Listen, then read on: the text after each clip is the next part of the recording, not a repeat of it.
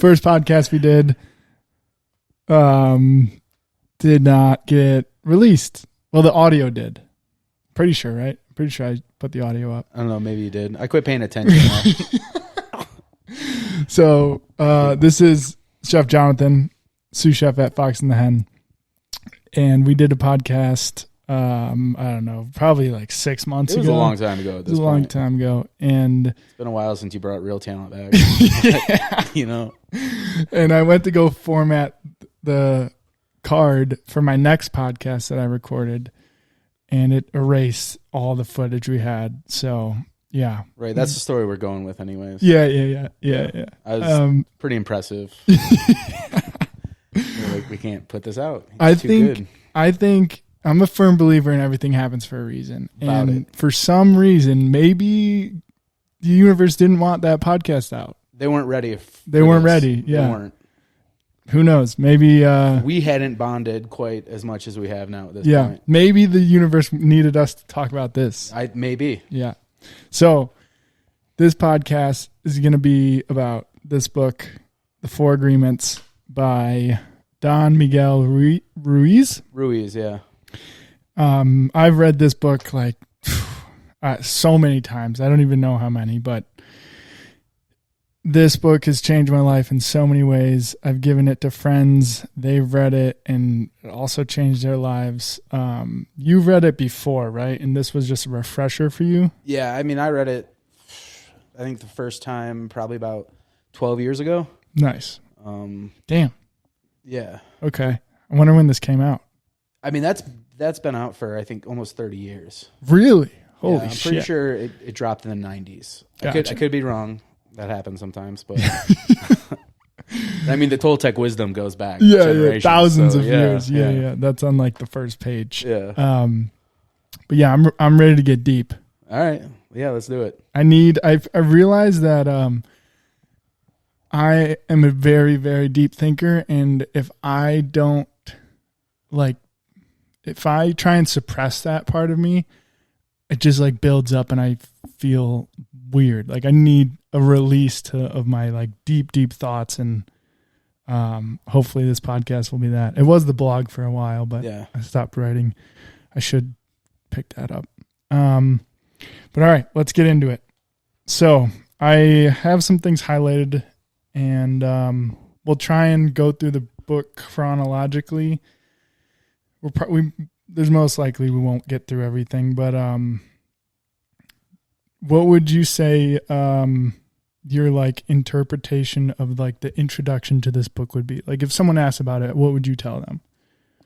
So the way that I've kind of always broke down this book is I started off like studying different types of philosophy and really got into Buddhism and practices of mindfulness. And then I read the Four Agreements. Like somebody gave that to me. They were like, oh, if you like Buddhism, you should read this book. Yeah.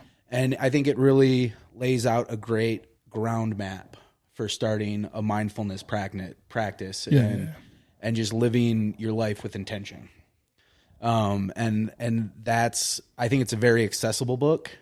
Like it's an easy read. Like I read it in one sitting, when I sat back down with it recently. And then like you said, it's a book that you can come back to and like you get little bits. Yeah. You learn something new every time. You're able to pick up something that applies to what you're currently going through. Yeah. That you might not have been thinking about the previous read or the last time you ingested the information and everything. So like, it's like we talked about it straight from the Toltecs, you know, Legends of the Hidden Temple style. And it comes up in so many different types of philosophy, like these basic principles, that I think it's beneficial for everyone to at least read once, and then you can decide if it's not for you at all, and that's fine. But yeah, you know, I agree. I agree with everything you just said, especially the part about being like, it's an introduction to a kind of different way of thinking, and it's very digestible. It's not like gung ho, you know, you have to believe in this or you're not. They don't throw big words at you. No, you can read it. It's super quick, and there's a lot to it. And I think if you read it with the intention of wanting to learn, you'll get a lot more out of it as opposed to reading it just because, like it's being, I guess not forced upon you, but if you're going into it and you're like, nah, fuck this, I'm just going to read it and be done with it, you're not going to learn anything. No, it's, I mean, it comes back to the whole intention, like living your life intentionally. So like anytime you're reading a book, you should be intentional in the experience of reading that book, even if it's not a book like this, you know, it's totally. Everything in your life should be intentional. Yeah. All right. So I'm going to read this highlighted part. And then I want to hear your interpretation of it, and then we'll talk about it and so on and so forth. Sweet. So this is from the introduction. When they're talking about, it's like the very first chapter. It's not a agreement. Right. More along the story of like, it's the story of a guy who figured out, I don't know how to describe it. I'll just read it. Fuck it. It says he had discovered that he was a mirror for the rest of the people, a mirror in which he could see himself. Everyone is a mirror, he said. He saw himself in everyone, but nobody saw himself. Nobody saw him as themselves. So do you know what I'm referring to in that? Like, yeah. So what is your interpretation of that? So having read the entirety of the book and kind of knowing what that's alluding to. Yeah. When he's talking about seeing everybody else as a mirror, but not seeing himself in anyone else, it comes back to the idea that No, you switched it. Oh. He saw himself in everyone, but everyone did not see themselves in him. Oh, right. So flip that, reverse it. Yeah. Basically the idea there to me is that he is seeing society as a whole, but not seeing himself in society. And the ideas and the structure that has been created around how we all are and how we're supposed to be. Okay. Interesting. I did not interpret it like that. Okay. Spoiler alert, the whole book is basically about love for yourself and for everyone. But I interpreted that as like, because I relate to this in a way of like, I see myself in you. I see myself in Ollie and Zach, and everyone. I see a piece of myself in everyone, or at least I try to now, after doing like, years and years of work on myself and spirituality and everything, because I wasn't always like that. Mm-hmm. But at this point in my life, reading that, I interpret it as like, if you dig deep enough and like you really fucking dig, you will find pieces of yourself in everything you look at, whether that's a person, whether that's a fucking tree, or, you see life in everything. But what he's saying is like, everyone around him may not have that same view as he does. And that's where the mirror comes in. Because like everybody is a mirror. You're right. A mirror for me. I'm a mirror for you, blah, blah, blah, blah, blah. And I think there's a lot of power in that. If you can find pieces of yourself in everybody, it makes you more empathetic for sure. Yeah, no, I mean, definitely. And that's something that I always look at is like everybody's going through something. Yeah. And like, I definitely get that mirror analogy the way that you're presenting it for sure. And I look at every day as like, I'm far from a perfect human being, but I try my best to have the best interactions I can with the people around me, because that's ultimately what I can influence in the world. And that's me giving a piece of myself. Yep. To anyone and anything that I'm interacting with. Like, and it's like you're talking about seeing the life in the tree and everything like that is like, I very much like to appreciate those moments of like listening to the wind blowing through a tree. Yeah. And just, those moments of just being present Yeah, stopping. And just being in the moment. Totally. And a little microdose of mushrooms helps too. It does. It really does. And it's not like... I honestly, mushrooms are what sent me on my journey of self-discovery to begin with and got me into philosophy and ultimately led me to reading this book. Yeah. Same. I attribute a lot to the I guess macrodose trips I've had. Yeah. I've never done more than I think the max I've probably done is 3 grams.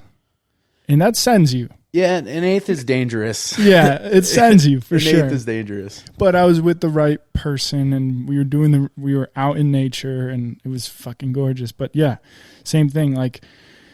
Especially during mushroom trips, you really do look at everything as it is a mirror of you. Like the trees, the lake, the mountains. Where I was at Fallen Leaf Lake, and everything you just feel it all. Yeah. And it's one of the most profound experiences I've ever had. Yeah, so maybe he's talking about the interconnectedness that he sees in the universe but doesn't see reflecting back at him from the other people around him. Yeah. I don't think what in that quote specifically he's saying that he doesn't see other people reflect it back to him. I think what he's saying is because he has dug deep enough, he was able to see that. But if you're not digging deep enough, you will not see the light, life come back, if you're not actively pushing yourself to be better or find that spirituality, it's going to be hard to see yourself in everything else. Yeah. Okay. This next part, it's not part of the book. Well, I guess it is kind of. It's a quote from John Lennon. Living is easy with eyes closed, misunderstanding all you see. That is deep if you really think about it. Yeah. It's ignorance is bliss. It is. There's a power in knowing nothing almost. Yeah. It's not how I can exist, and it's never been knowledge in whatever form I can get has always been something that has appealed to me. And going back to the early days watching G.I. Joe, knowledge is power. Yeah. But the blind man is truly happy when it comes to not seeing. Yeah. And I get frustrated with myself and with others as well. I'll speak for getting frustrated with myself first. I have to actively make sure that I'm not consuming too much information, because I will spiral out of control in my head. And it's kind of going into what we've been talking about over the last few weeks. I'm dipping my toes into the Bible, and I'm reading a book, not the Bible, but I'm reading a book all about the Bible, and it's scary. It's fucking scary, because I know that ignorance is bliss, but also I know that if I don't know these things, it's gonna haunt me in a way. I feel like I have to know, Yeah, I mean, it's a double-edged sword. I get that from a different perspective. My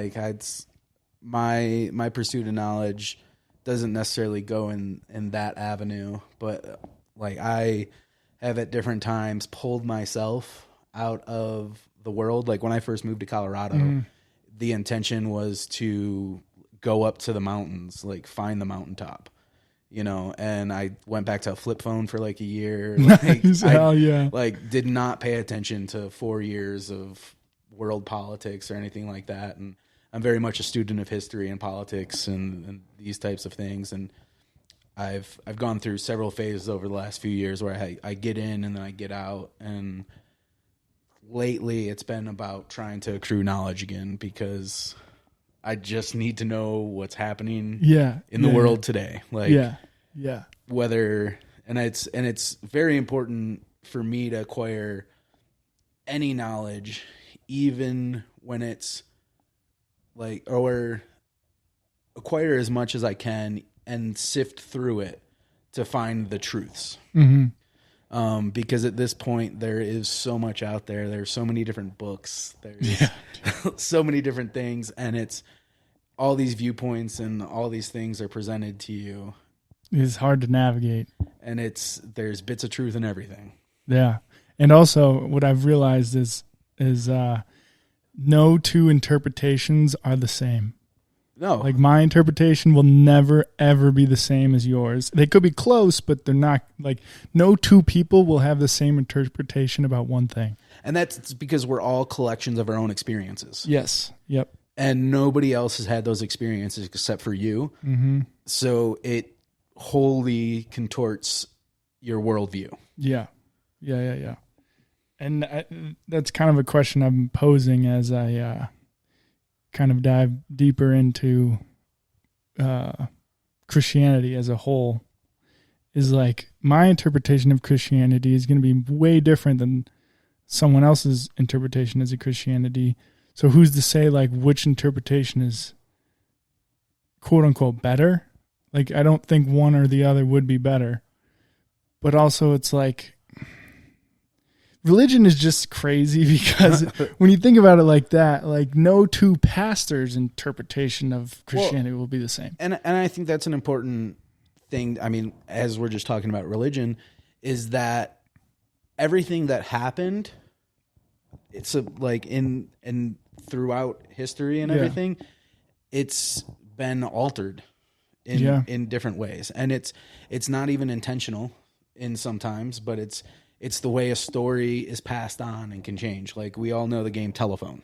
Mm-hmm. But when you break down a lot of the different world's religions, they do all have very similar fundamental principles. They do. And it's, I think the idea that each religion is already an interpretation of like an inherent truth that like we know from the collective unconsciousness, you know, and for me, I'm not a religious person whatsoever. Like I've changed my views on faith many times, like growing up from being an atheist to like a Buddhist agnostic at this point. Yeah.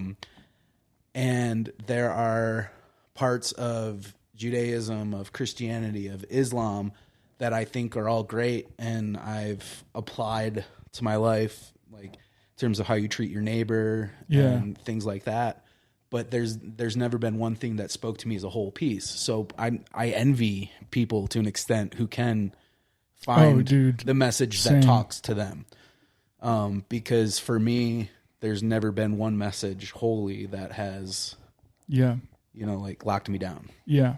And Lee Strobel, he is I read his book called A Case for Christ. He was an atheist before he wrote the book. He's a journalist. And basically the whole book was him trying to rebuttal any information during his investigation on if Christ was real or not. Spoiler alert, at the end of the book, he's a Christian. He turned Christian because the evidence that he gathered was indisputable, and the book is very, very interesting from like an objective standpoint, just to hear him try and refute everything, and then the people he interviews just like coming back, fact checking everything and being like, I hear what you're saying, but you have to acknowledge these references that are like dated in truth, you know? So, but anyways, I just watched a podcast with him, and he was saying the difference between Christianity and other religions are, for the most part, this is a general statement, but for the most part, other religions are like, you have to do this in order to get into, quote unquote, the kingdom of heaven. Christianity is, the work is already done. Jesus died on the cross for all of us. The work is done. There's nothing you have to do besides accept the gift from God. And that's like the big difference between religions, you know? Mm. Yeah. Anyways, let's get back to the book. I just did an hour-long meditation today. Okay. And it was fucking wild. Yeah. All right. Next highlighted piece. All right, I got to preface this part. The first sentence is, even if the book of law is wrong, it makes you feel safe. So the book of law in this book is basically everything you have been domesticated into believing. Right. Coming from your parents, coming from The conditioning. Yes. As a child growing up. Yeah, that's your book of law. Right. And everyone's book of law is different because everyone grew up differently, blah, blah, blah, blah, blah. All right. Even if the book of law is wrong, it makes you feel safe. That is why we need a great deal of courage to challenge our own beliefs. Because even if we know we didn't choose all these beliefs, it is also true that we agreed to all of them. The agreement is so strong that even if we understand the concept of it not being true, we feel the blame, the guilt, and the shame that occurs if we go against these rules. Let's hear your interpretation. So I don't feel as if that could be any more applicable than in today's current culture and climate. Dude, same. Same. Because everybody, let me rephrase that. Not everybody, but it seems like there is a vocal majority of different peoples who were raised to believe certain things. And that is, as you said, the book of law. That is how things must be. Yes. And that is not the world we live in. No. We are in a world of different people and different ideas and different cultures. And there has to be an understanding of a middle ground and a respect for other people and how they view the world. And this can't be forced on anyone.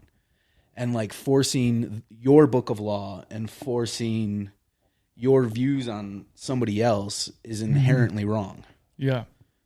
Because you are taking away that person's free will to live their life.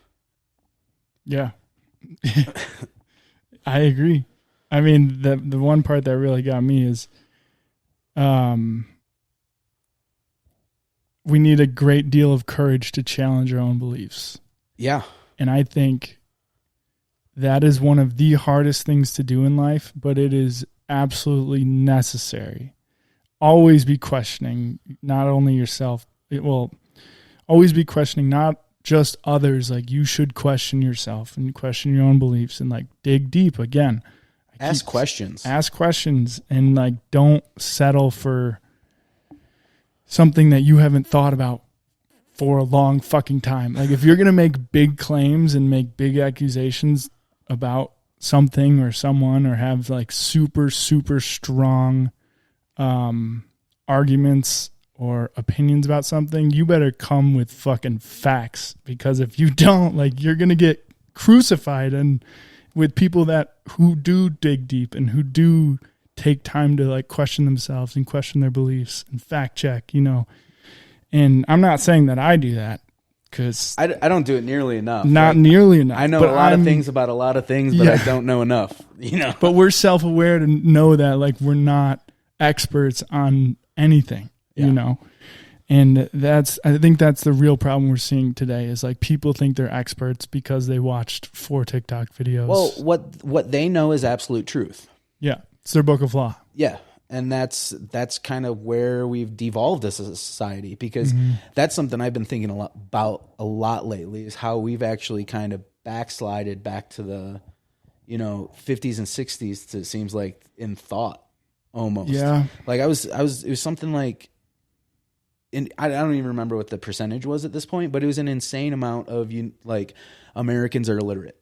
That's crazy. I want to say it was something like 40%. There's no way. But it's levels of literacy. Yeah. Like, okay, maybe you're reading at an 8th grade level. Okay, I see.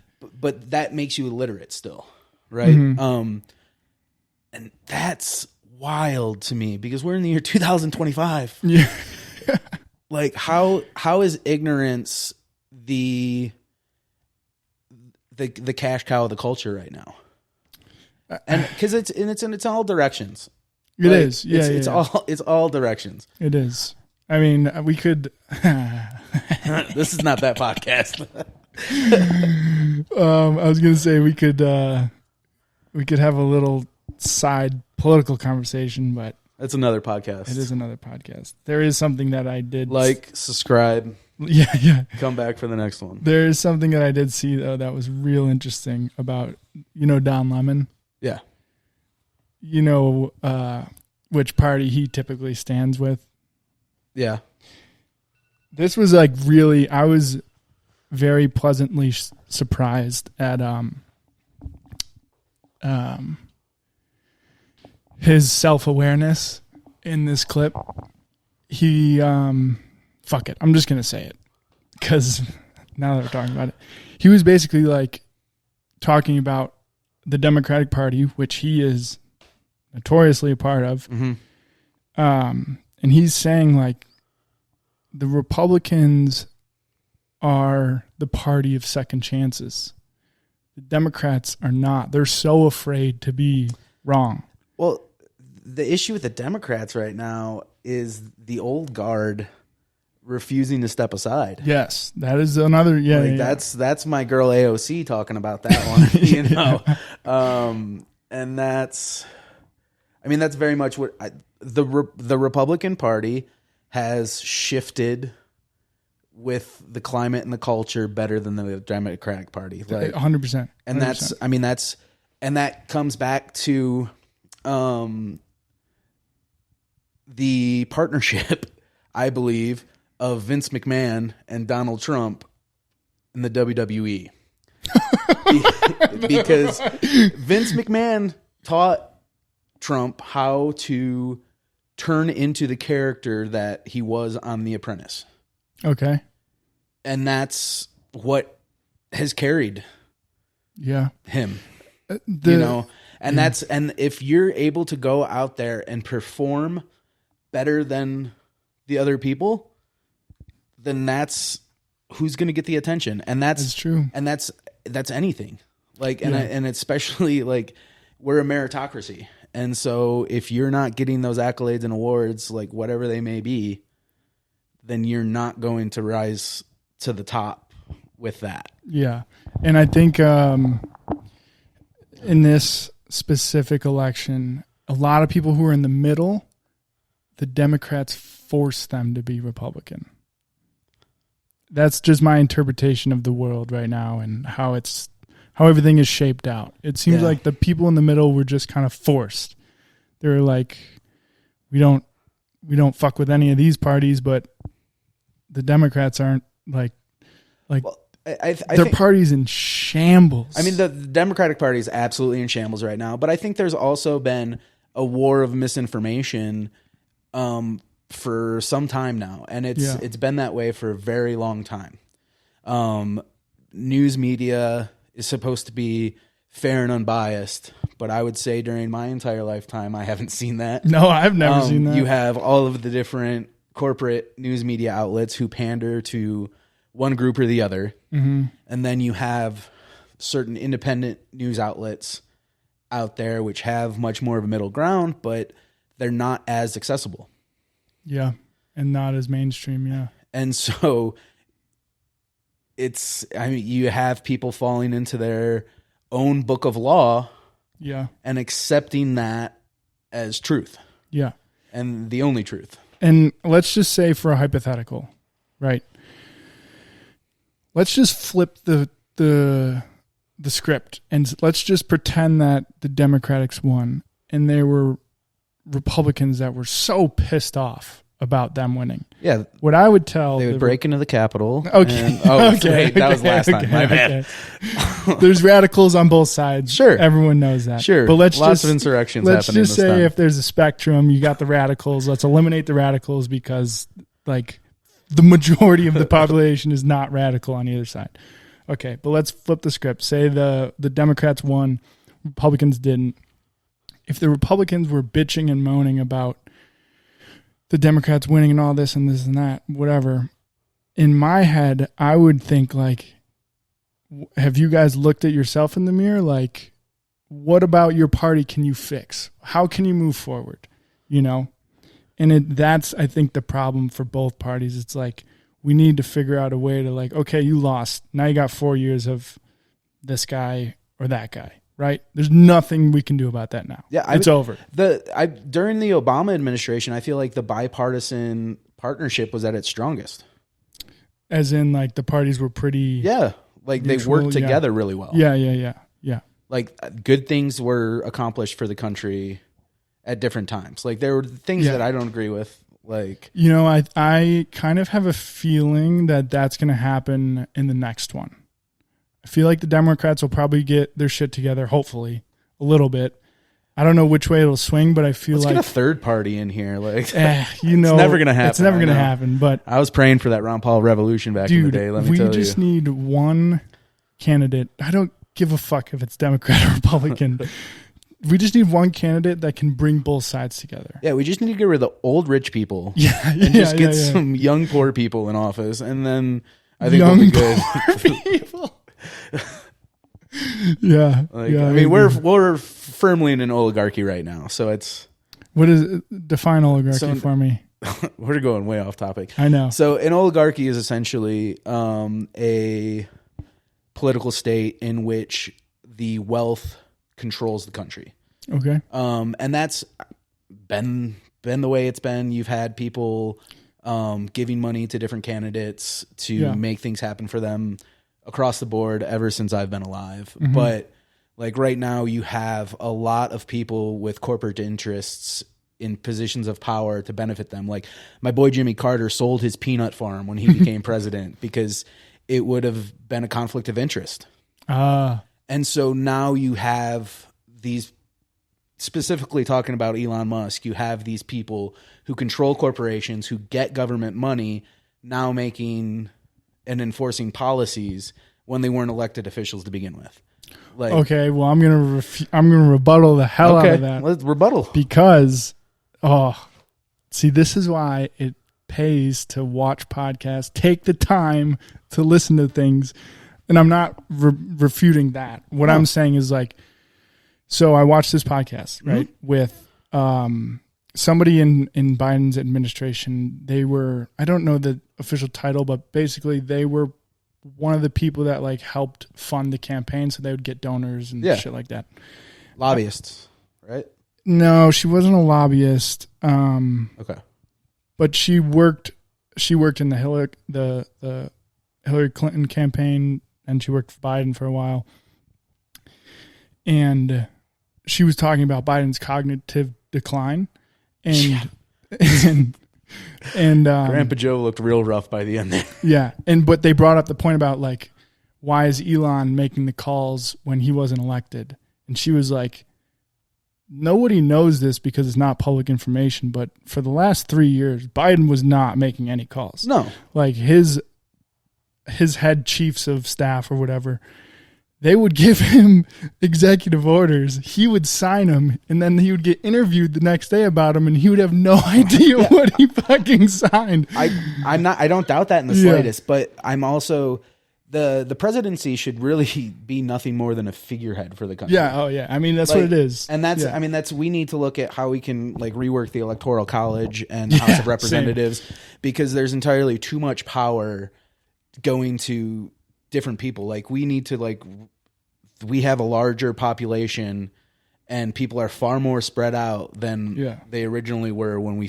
created this entire broken system. Yeah. And you know what else is crazy that I think about? Like we have to remember we have so much technology now. When this country was created in 1776? Yeah.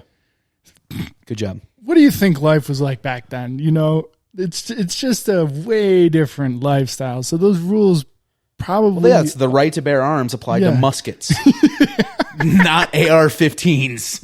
Like,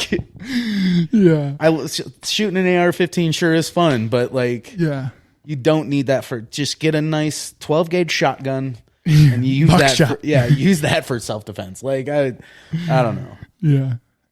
But yeah, 4 agreements. 4 agreements. All right. Sorry for the tangent, but hey, I mean, it all applies though, because we are living in the present moment. Yeah. And like we're talking about acquiring knowledge and digesting it by, and using each other as mirrors for reflection. You're right. You're very right. The only way anyone learns anything is by having conversations. It is true. And I'm very grateful for you, because you're one of the only people I can talk to deeply about these things and not get like hot-headed. Yeah, I grew up. 8 years ago, we would not have been having this conversation as smoothly as this. I mean, a situation of mine in my personal life. Yeah, that was a fucking nightmare. And like that was my first experience really, really seeing it face to face, where I was like, whoa. Yeah. I didn't think I see these things in the news and like shit like that, but yeah, I'm not going to get into that, but that was very, very like mind altering for me. Fear is a crazy drug. Crazy. All right. Next thing. It is, so I'm going to preface this. This is the author talking about, basically, like if he can do it, you could do it. All right. Mm-hmm. He says, it is possible. It is possible because I did it and I am no better than you. We are exactly the same. We have the same kind of brain, the same kind of bodies. We are humans. If I was able to break those agreements and create new agreements, then you can do the same. If I can be impeccable with my word, why not you? I mean, that's something I've said for a long time, is like, I don't understand why people think that they're better than anyone else, because we're all humans and we all live on the same planet. Like, this is all our home. It doesn't matter what country you're from. Like, we are all humans of planet Earth. Yep. And nobody is better than anyone else. No. Yeah. Like, you were just a lucky swimmer. Mm. Like when it comes down to it. Yeah. Like you made it out the balls. Yeah. Like you are literally just a creature of chance, just as everybody else is. Yeah. And truly nothing makes you better than anyone else. Mm-hmm. Like you might be a better athlete than this person, that or anything, but like ultimately at the fundamental level, we're all going to die. Yeah. You're born and you die. Those are the two things that we all have in common. Yeah. Whether you love or hate someone, they're going to die too. And so are you, Oxygen, water, necessary for life. You gotta eat. What really humanized me in that sense? It struck me to the core more than I thought it would, but it was when Kobe died, I was like, holy fuck. Like everyone is going to die. Yeah. Kobe was like a fucking god to me. That was the most unreal start to COVID. Crazy. I could have ever possibly managed. I was working at a restaurant up in Boulder, and somebody comes back, Kobe just died in a helicopter crash. I'm like, what? And his daughter, and like 8 of the teammates. Like, crazy.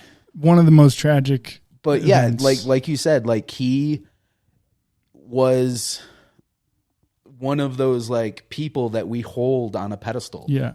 We thought he was untouchable. Right. And that's not how the world works. Yeah. And it's like you look at all kinds of like different people. And I mean, I guess I was about to throw Chris Farley out there, but like he wasn't living the healthiest lifestyle. And like Kobe clearly was Mamba mentality locked in, right? Yeah. But that's the same thing as like I went to high school with this kid who was working at an airport and got ran over by a de-icing truck. Damn. And this was like right after high school. And that was crazy. Yeah. And I had a few people my age pass away like from weird things when I was younger. And those were each moments where it was like, wow, like I'm still here. Yeah, I know. It makes you grateful for sure. Like, but it's also just the fragility of life itself. It actually, I think that really goes back to, I went to Burger King one time and ran into my best friend's sister and his niece. And the next morning he didn't come to school. His niece had passed away from an undiagnosed heart condition. She was 4 years old like 5 years old, same age as my sister at that time. And I had just seen her at Burger King the night before. And so that was like crazy that like somebody could just be there and then be gone. Yeah. It definitely puts things into perspective. It does, for sure. Yeah. And going back to that recent passage I just read, it kind of goes back to the mirror thing. It's like, if I can do it, there's no reason you can't do it. You can make all the excuses in the world. Like you can buy into that mentality, but at the end of the day, like you can change if you want to. If you put in the work, you can do it, because there's examples everywhere of people who've done it. You know. All right, let's move on. You are never responsible for the actions of others. You are only responsible for you. When you truly understand this and refuse to take things personally, you can hardly be hurt by the careless comments or actions of others. And that's referring to the agreement, don't take anything personally. Yeah, so like words have power. Then that's like one of the big concepts in this book is like be intentional with your own words, but at the same time, don't let other people's words cause you harm. Yeah. And I think a lot of times we're our own self-saboteurs, but we can allow a recording to play through our head of all of those things that other people have said. And to break free of that is a very difficult thing. But it is possible to recognize that ultimately only your opinion of yourself matters. Mm-hmm. And I mean, that's, I think, what he's getting to there. Yeah, totally. And it's really hard. I think that one is, don't take anything personally, is probably the hardest agreement out of these four, I would say. Yeah. It's the hardest to practice, because like, be impeccable with your word. That's only your control. Right. Always do your best. That's your control. Right. Don't make assumptions. That's your control. Don't take anything personally. Like, you have to be able to basically walk through the fire and not get burnt. Right. And that's fucking hard, and it takes a lot of work. And that's where it comes in recognizing that everybody is experiencing suffering. Yeah. You know, that is the human condition. Mm-hmm.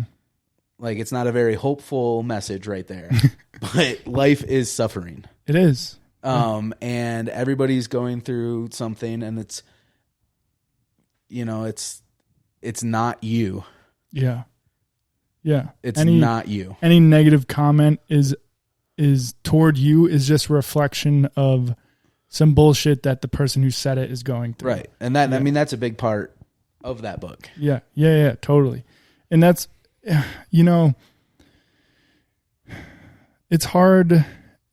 I catch myself kind of almost, like I would say I'm a pretty damn empathetic person. Like, I feel things very deeply. If I know someone's hurting, like, it hurts me. Mm-hmm. And I've noticed my patience level has fluctuated throughout the years. Right now, I'm at a weird place with my patience level, because, like the book said, like, I know how much, like, if you do the work, like, you can change your mindset. And when I see people not doing that, like, it frustrates me. Yeah. No, 100%. You hear how often I remind myself out loud to be patient in that kitchen, right? Yeah. Because, I mean, that's where we spend a lot, all our time together. Yeah. Right. And I have to constantly remind myself to be patient. And you want to know what? Not always successful. Neither am I. Not always successful. Yeah. And it is extremely difficult to see people wallow in their ignorance. Yes. And some people are just content where they are and what they're doing and how they exist. And that's something that we can't control at all. Right? Like this, and that's it comes back to like how people speak to you. Like, you have no control over that. All you have control over is how you receive that and how you react to it. Yeah. Yeah. But I mean, going back to the mirror, if I see myself in you, but you don't see yourself in me, it's like, I wish I could just fucking smack them and be like, hey man, wake up. Like, Yeah. you can do this, you know? You're 100% capable of changing. Of like, when I hear someone complain about something, and even myself, like I said, I am a million times harsher on myself than I am with anybody else in my life. Yeah, definitely. So it's not like I'm putting myself on a pedestal and saying like, well, you should do this. It's not that. It's more like, I know it's possible because I've done it and I've pushed through the hard times. So I get frustrated when I see people hurting. I'm like, man, you don't have to hurt. Like, you can work through it. You can push yourself past limits. It's going to fucking suck at the beginning because you're going to have to dig real deep, deeper than you think you are, you know? And that's where it gets scary for most people because they just don't want to do that. They don't want to face those demons. Yeah. And that's the thing is you have to walk through the hellfire. Yeah, dude. To get really to the other side. And I don't know. I've had lots of self-reflection in my years, and I'm constantly revisiting that. Yeah. And like the work is never done. Never. I don't know. I've been having a lot of conversations with myself lately about certain work that I need to do in my life and like be better. Like, I mean, I'm approaching the heaviest I've ever been again. Yeah. And it's just like life happens, and I'm like, I'm not eating bad. Like, yeah. But I'm not doing anything extra. And it's like, how do I find that energy? And it's like, you're not going to find the energy. You just have to do it. You just got to do it. Quote from Jalen Hurts. You'll like this. Rents due every day. Rents. I got to start reminding me of that a little bit more. Yeah, it's true, man. I mean, we saw it. I love Jalen Hurts because of his story. Like, he went to Alabama. I don't know much about him, to be honest. Oh, dude. Let me give you a quick spark notes. Went to Alabama, right? Mm-hmm. Got benched in the national championship game. Okay. Sorry. I think he won the first one with Alabama. The next one when Tua was in Alabama. Okay. He got benched in the national championship game for Tua. They won that. Then he transferred to Oklahoma. I don't think he won a championship there, but I think he won the Heisman. I could be wrong. Anyways, I think he gets drafted in the third round. Yeah. Philadelphia developing quarterbacks. Like, yeah. Who thought? Shout out Philly. But yeah, and then he's just like, he was an underdog like his whole career. Everyone counted him out. Everyone doubted him. Like, he's one of the most criticized QBs in the league for sure. And to see him win a championship now, I'm so happy for him because I know his story is. It was a long process for him to get where he is. And honestly, he's not the only reason, but like prior to, I've been dancing with religion for a few years now, but he credits a lot of his success to like his mindset and his faith in like that quote is a perfect example. Rents due every day. Like, you're never satisfied. The moment you get satisfied is the moment someone's coming for your fucking throat because they want that, you know? And yeah, he's just a beast. I'll say that every day for both of us because I need to remind myself rents due every day. I told that to Reese and he didn't really like it. That doesn't surprise me. Yeah. All right, next one. The first 3 agreements will only work if you do your best. Don't expect that you will always be able to be impeccable with your word. Your routine habits are too strong and firmly rooted in your mind, but you can do your best. Don't expect that you will never take anything personally. Just do your best. Don't expect that you will never make another assumption, but you can certainly do your best. And that's referring to the last agreement, which is always do your best. I think that one is very self-explanatory, obviously, right? Yeah. But it's I think of the bigger picture of that one is showing up for yourself and forgiving yourself, because that's the only way you can improve. Mm-hmm. I try to come into every day with a positive attitude and bring that positive energy to the people around me. I think I'm pretty successful at that most of the time. I would say you are. But there are those days. Yeah, everyone's got those days. Yeah. There are those days, and I'm still doing my best. Mm-hmm. Like, and another, I don't know if you have anything in there highlighted about it, but it specifically, the 4 agreements does talk about work. Okay. I don't have anything highlighted. Okay. And in work, a lot of people just show up for the paycheck. Yeah. And he's talking about how it's not beneficial to you to just do a job because you're doing a job. Mm-hmm. Love what you're doing. And that's not easy. Like, it took me a while to find what I love, and there's still plenty about it that frustrates me. And it's also something that I didn't love to begin with, but with any relationship that takes work, that love grew. I started off cooking at a Little Caesars. I was at a Little Caesars for 5.5 years. Hated it. Like, it was a nightmare. Like, why? Yeah. I did it because it was pretty good money for like Detroit at that time. And like, I was partying a lot. And so I was living for the weekend, which is something that he talks about in there. Yeah.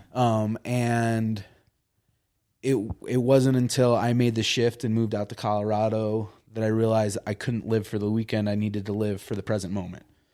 And I started off at a breakfast restaurant, which is obviously what I'm doing now. Yeah. And I've always said that if I wrote a book, it would be called Zen and the Art of Line Cooking. It's being deliberate in your actions when you're cooking and flipping those eggs, just as much as you're deliberate in how you speak with the people in your life and how you treat the people in your life. And so it goes from, I just originally was doing this as a way to make some money so that I could go out and party with my friends. And then that has now turned into something that I'm passionate about. And I love what I do every day, even if there are frustrations and stresses. Yeah. And there's always things that can make it more difficult than it needs to be. Yeah. And we know that from personal experience, right? Yeah. And especially people not showing up the way that we necessarily show up. But we also have to accept that not everyone can meet us at the level that we hold ourselves to, and they are doing their best. Yeah. Yep. Yeah, and I gotta remind myself. That's what I have to remind. Yeah. When I'm like reminding myself to be patient, a lot of times it's like, okay, like, you can't be everywhere and be everyone, because it would be a perfect society otherwise. you know, but it's all the different seasonings, all the different people that make life so delicious, right? Yes, sir. That's true. Yeah, I mean, we definitely get tested a lot in our line of work specifically because it is so fast paced. Like, if you're not on, the whole team's fucked. You know? Yeah. There's in like for if you're off, it affects everyone at a restaurant. Not just our restaurant, like a restaurant in general, hospitality. And that is the hardest thing. Like, there's no room to be off, you know? No, it's the mise en place of your life. Yeah. You know, and it's everything has its place. Everything has its order. Mm-hmm. And when one of those cogs in the machine isn't rotating right, it definitely makes the rest of the machine work harder. It's a tough business, that's for sure. That's why the rationale died. All right, let's move on to this one. So, if you fall, do not judge. Do not give your judge the satisfaction of turning you into a victim. Let's preface. So when it says do not give your judge is basically your inner voice that's trying to, like, I guess the judge inside your head. The id and the ego. Yeah, the hidden ego. Yeah, that's a good way to put it. All right. So if you fall, do not judge. Do not give your judge the satisfaction of turning you into a victim. No, be tough with yourself. Stand up and make the agreement again. Okay, this is in quotes. Okay, I broke my agreement to be impeccable with my word. I will start all over again. I'm going to keep the 4 agreements just for today. Today I will be impeccable with my word. I will not take anything personally. I will not make any assumptions, and I'm going to do my best. I fucking love this one. So this one relates directly to something from when I did Weight Watchers many, many moons ago, because obviously this has been something that's been on my mind lately. Yeah. But you always have an opportunity to do better on your next meal. Mm-hmm. And there's very much a shame component, I think, for a lot of overweight, obese people with what they eat and what they consume or whatever. And that's probably one of the first places I learned to forgive myself. Yeah. And that's what that quote is about, is allowing yourself to forgive yourself and then trying to do better. Mm-hmm. And not falling into the victim from the judge. Right. And not spiraling. Yeah. And, the odds are you're not going to be perfect. Mm-hmm. But if you come back to that practice, you will become better. Totally. It's this, like we've talked about professional athletes a couple times, and it's the same thing as perfect practice makes perfect. But mistakes are going to happen. Totally. Yeah. You'll never be perfect. And yeah. I mean, there's this, do you know anything about Barstool? Yeah. A little bit? Yeah. So there's this... loves the cheese pizza in Melvindale. Okay. So you're talking about the pizza reviews. So there's this one employee of Barstool, Frank the Tank. Mm-hmm. And you know who I'm talking about? Yeah. So he's been doing this goal of a year ago, he started this goal of wanting to do 10,000 steps a day. Okay. And as of recently, he did it. So he's been doing walks all year, right? And then he was... JJ Watt was walking with him, and they were doing a little content piece. That's cool. JJ Watt was asking him about like this past year, whatever, and Frank was like, "Yeah, so my goal to start was 10,000 a day. Now my minimum is 10,000." Yeah, no, 100%. I kind of been doing something similar lately. I haven't been walking quite as much, but started walking to and from work recently because nice. I need to get 7,500 steps minimum. Hell yeah! Maria's goal is 10,000. Damn. That's a lot of... People don't realize that's a lot of steps. Yeah, but I mean, when you're working front of house in a restaurant, you get those steps. That's true, yeah. I know you get them. Yeah. Yeah. So it's like a lot of... and that's like another thing, too, is like we already work a very active, intense lifestyle through our job. Yeah. And so finding that energy and effort to then go above and beyond outside of that, like... I've been on my feet 12 hours today. Like, I want to go sit on a couch. Yeah. I don't want to go walk another mile and a half. Yep. Rents due every day, though. Rents due every day. Yeah. You might not have to pay it first thing in the morning, but you're paying it by the time you go to bed. Yep. Yes, sir. Yeah. It's, it's any like endeavor is going to be difficult. But because it's difficult, it makes it worthwhile. Like everything you put effort into is worthwhile, totally. even if it isn't ultimately a success in your eyes. Mm-hmm.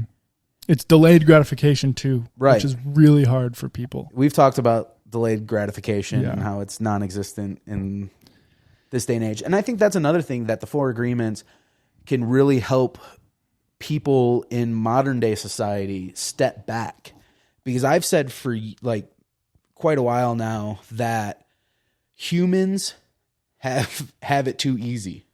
Oh yeah.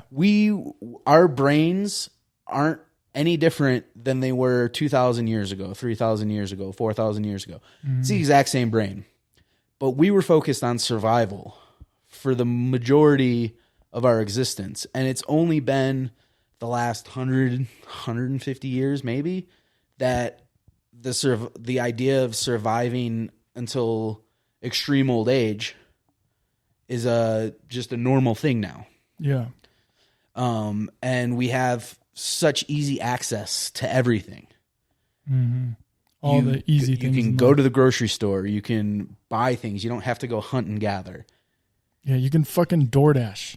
Like you're paying a contractor to build your house or apartment. Yeah. Like, yeah, DoorDash. Like that's the crazy. You don't even have to.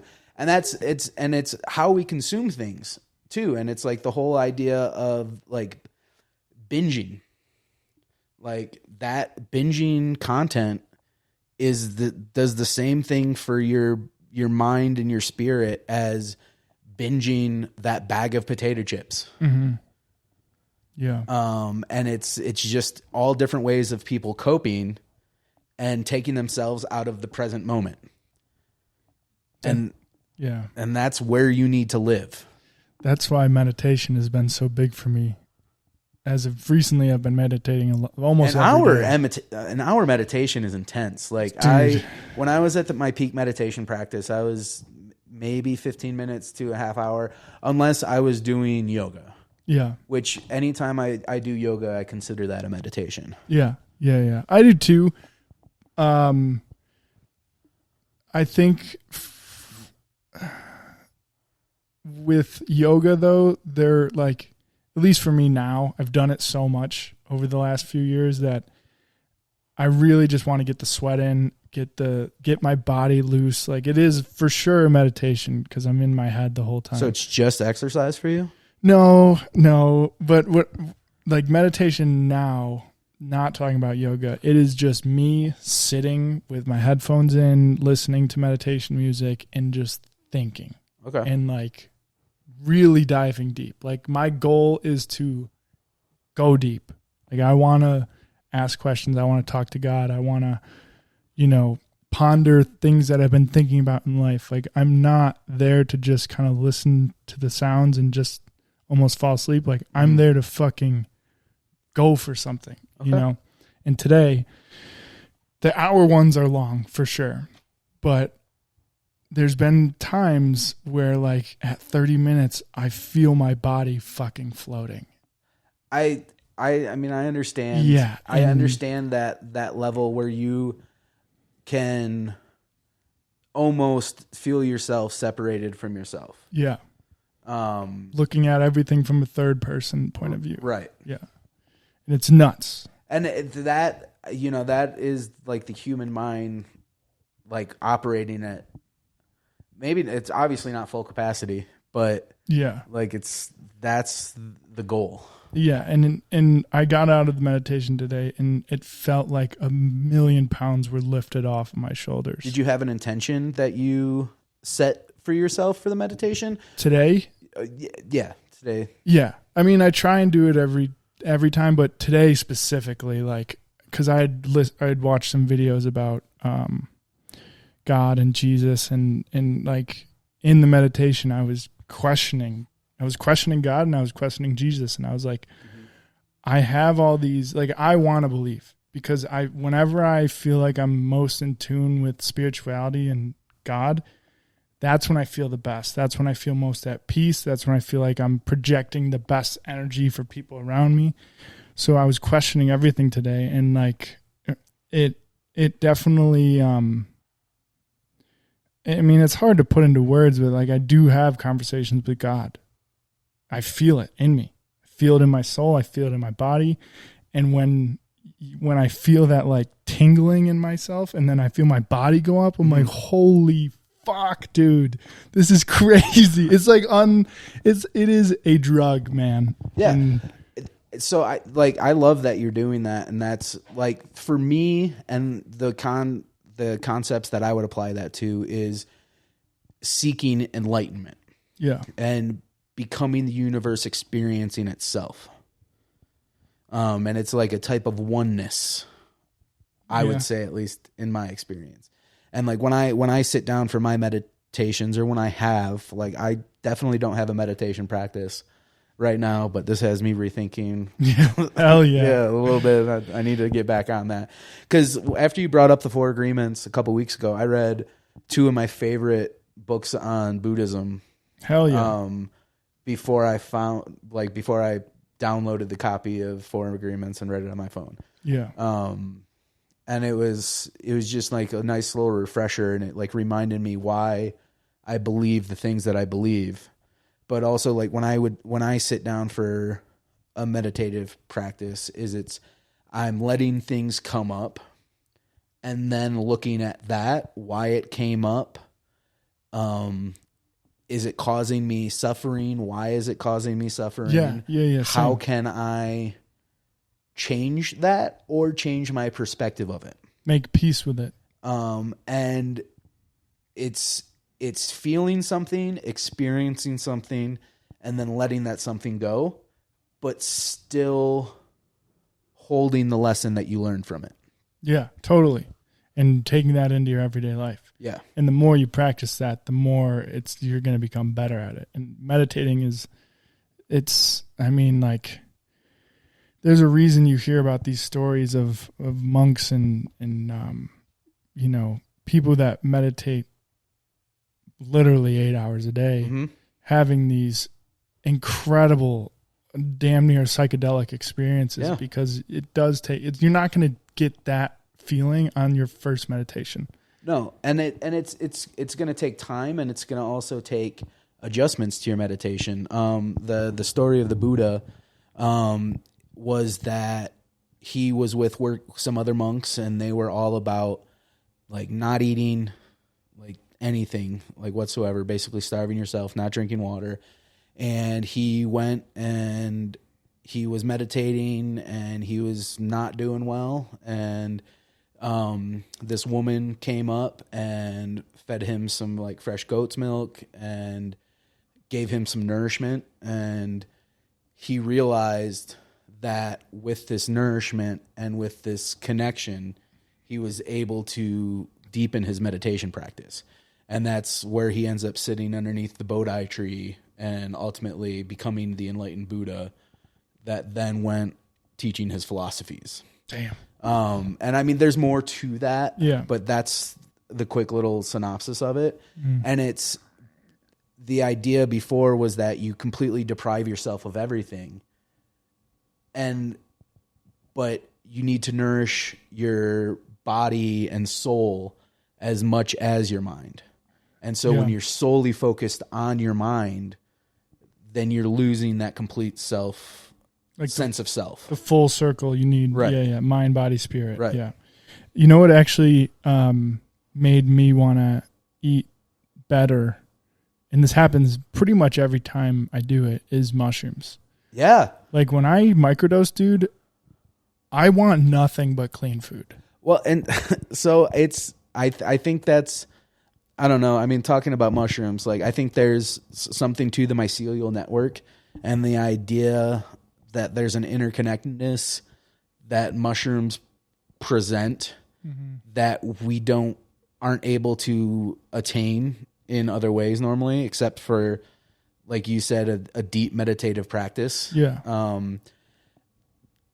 And like, I don't want any animal product when I eat mushrooms. Really? Like, and I think it's because it's almost like I can taste, I don't know if it's taste the right word, but it's like, I don't want to consume the flesh of another creature in that moment. And I'm very much an omnivore, and I believe that like we exist because we consume plants and animals. Like, I'm by no means a vegetarian, vegan. I've never even like gone that direction.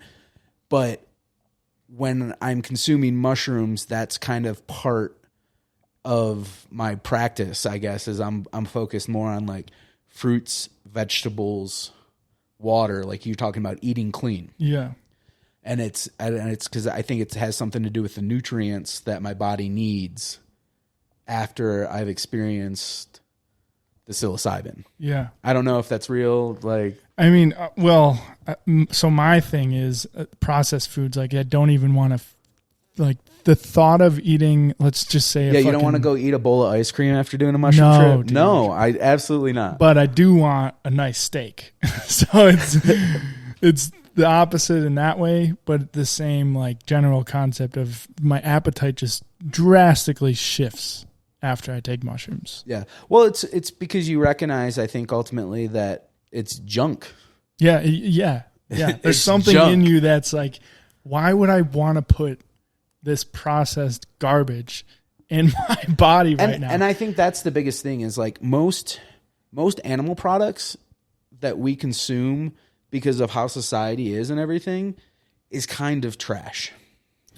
Can you elaborate? Like the quality of our food, like our food is being pumped full of hormones. Okay. To grow the most muscle-bound animals. And for me, like, I feel like I can taste the misery of those animals because I know how most of these animals are kept and slaughtered, and I'm a part of the process, right? I work in a restaurant. Like, I am a chef. And it's, I think our culture's relationship with food is damaged. And that's a whole other conversation that I would love to get into with you and everything. Yeah. But I like you're talking about a good steak. Like if I knew that I was eating like I love fish after mushroom trips, like especially if I've caught the fish. Yeah. Like nothing's better.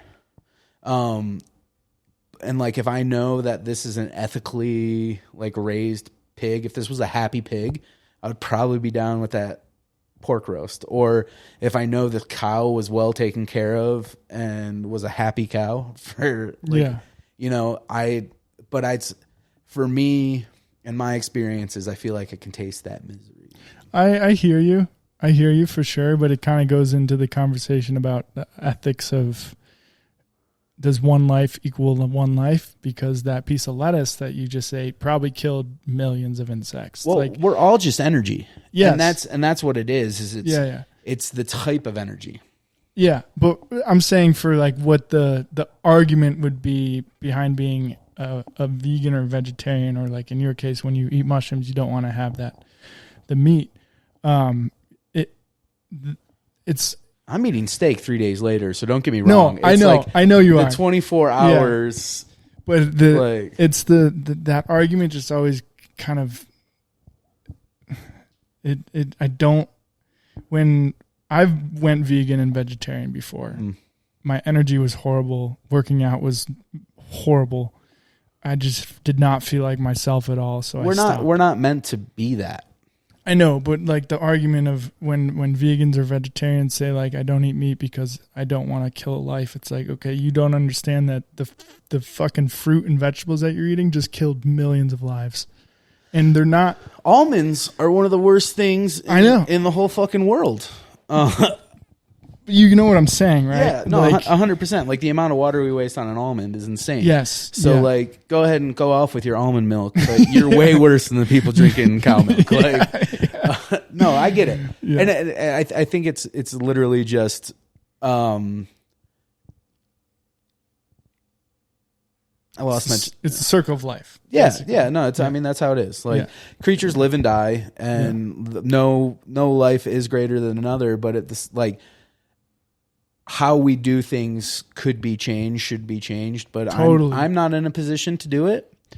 But when I'm eating mushrooms, I'm gonna maybe focus a little bit more on some salads and some fruit. You know, and that's the other thing is like we have to understand like this is our reality, whether you like it or not. This is the living situation and like the diet that we have across the board in America.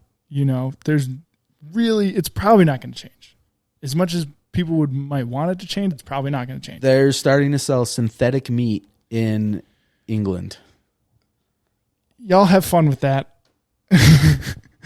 That's fucked up, man. But you know, obviously you could go into like the if you wanted to eat a super super clean lifestyle, like somehow you would have to get a garden. None of it's realistic. Like, I know. But I think like if you can, when you can, eat seasonally, and this comes back to like living in the present moment, and like what I was talking about, how the way we survive is completely changed. It used to be you used to eat certain things at different parts of the year because that's what was available to you. Yep.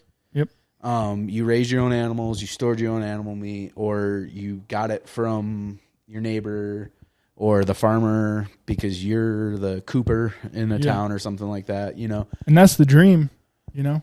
Yeah, that's the dream. And I mean that would be a perfect situation or whatever, but that's just not where we're at, and that comes back to how we like information and everything too. Yeah. Is so much of this information and what we learn and what we consume, whether it be the Netflix shows or whatever, is it's all high fructose corn syrup for your brain. Yeah, it is. Yeah. Yeah, that's true. All right, I got one last. It's a good whole fruit right here. This book. One last highlighted thing. Wherever I go, whomever I meet, I see myself in their eyes because I am part of everything, because I love. Love is the human's inherent language. That's basically that was at the end of this book. That's basically the gist of this whole book, is like everything will come back to love. Love for yourself, love for your situation, being grateful, blah, blah, blah, blah, blah. You know? But love is the universal language. Yeah. 100%. And I mean, you summed it up really well there. Yeah. Yeah. That dude, this book is like, if you want it, this is kind of going into what I'm about to say is, kind of like partly there's a verse in the Bible that I can't say it off the top of my head. Fine, like it was word made up for word. anyways. Whoa. Somebody wrote it. Well, it's a library. It's a collection of a lot of writers. Yeah. Okay. But it's basically like, those who want to see will see. Those who want to hear will hear. And that's what I would say about this book. Like, if you want to read that and really learn something from it, you will. And kind of full circle back to when we first started talking about it, you have to go into it with an intention of like almost taking your ego out of it and being like, okay, every belief that I have in my life, I'm going to put that to the side so I can make room for something different. You know? Yeah. Yeah. And I mean, that's ultimately like what we did just now, sitting down talking about this book. Yeah. Is a reflection of, I guess, what you can get out of it. Totally. And like how it can help change your thought processes. Like, it was not the book that catalyzed these things for me, but it was definitely a component that I have applied to those other practices.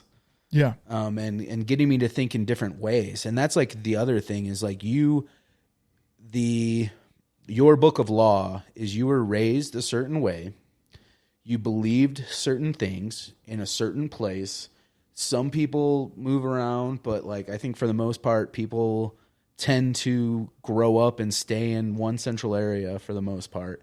And you're only exposed to those people and those experiences who have mostly experienced and been exposed to other experiences and all within the same. Yeah. And so once you're able to get yourself out of that and see other views and learn other ways of doing things, like that really unlocks. It's the 4 agreements is a great key to unlocking the door. Yeah, that's a great way to put it. Yeah, it is. It is a great key to unlock the door to what you don't know or what you might be searching for. I don't know. I mean, changing the way you think. Yeah. Yeah. Like, yeah. And it's maybe you don't get as much out of it as you or I did, but ultimately there's a lesson to be learned in there for everybody. Yeah. I mean, there's a lesson. Whatever it is. That's the other thing. Like, there is a lesson to be learned in everything you do, every little microcosm of your life, there's a lesson there.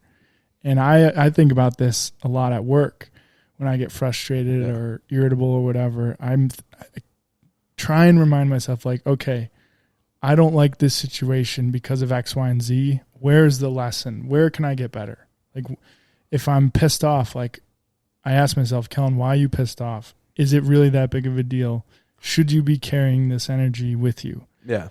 That's whenever I like squat down, I squat down. A lot of the times I'm praying because I'm like, God, I need just give me some help. Like, just take this. Well, you were squatting a lot this weekend, bro. I'm like, just take this frustration away from me. Let me be here with everyone else. Let me be present. Let me give off the best energy I can. And it's fucking hard, man. It's hard, but the alternative is not doing that. And to me, that's terrifying. I'd much rather sit with it and be like, okay, Kellen, you can get through this, as opposed to being like, no, fuck that. Fuck these people. Fuck this job. You know, that's the alternative. I started off as an angry person.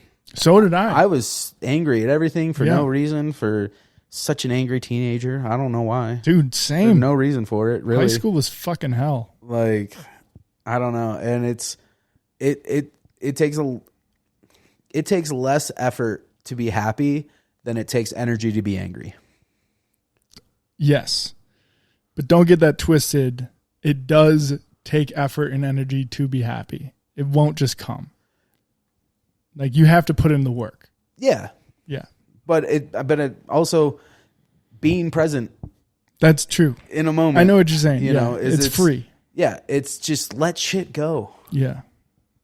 There's a book called Letting Go that I read a while ago that's really good. I'll give it to you if you want it. It's a lot of plugs for books in this. Yeah. Dude, I say here's an idea, because this conversation was great and I love talking about deep shit.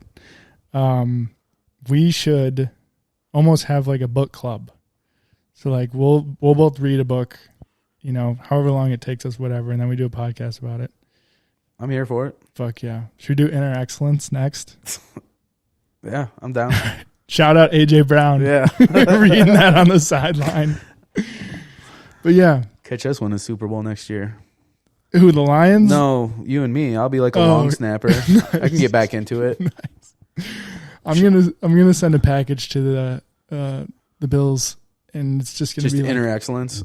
53 copies of Inner Excellence. Oh, just the full roster. You're not gonna send out the 90 during training camp, so you can really get the best out of everybody. I guess we could do that. Yeah, you might as well.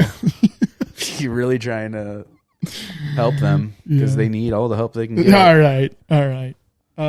Patriots or Jets. Oh, they're gonna be scared. Yeah, Aaron Glenn. Oh, I saw this. They're dumping Aaron Rodgers, bro. I saw Theo Vaughn was talking to Antonio Brown on a podcast, and Theo was basically... I could not take that podcast. I'm just picturing both of them, and I'm like, I would turn around and walk away if I saw those two talking to each other at a party. Theo Vaughn was like, all right, I'm going to name a team, and you name the first word that comes to your mind. And he was like, I don't know, Browns, dumpster. Yeah.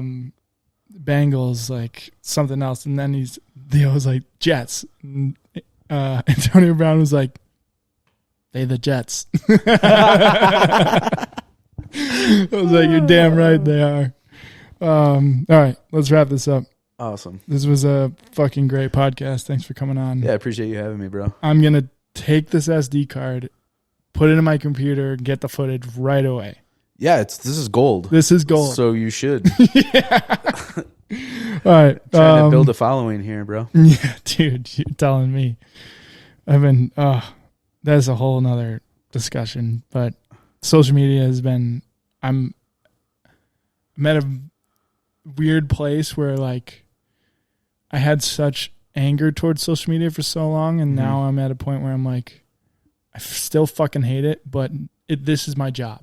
I have to do this. If I want to get to where I want to go, I have to do this. I have to just accept it and stay off of it as much as I can, but it has to be a part of my career. you know. Right. Well, I mean, it's if you apply the 4 agreements to your usage of social media, you're going to be gold, man. Because you know, it's like polishing a sword. You know, you just gotta not cut yourself, and you'll be fine. Yeah, that's a good way to think about it. All right, we'll catch you next time. Peace. Take it easy.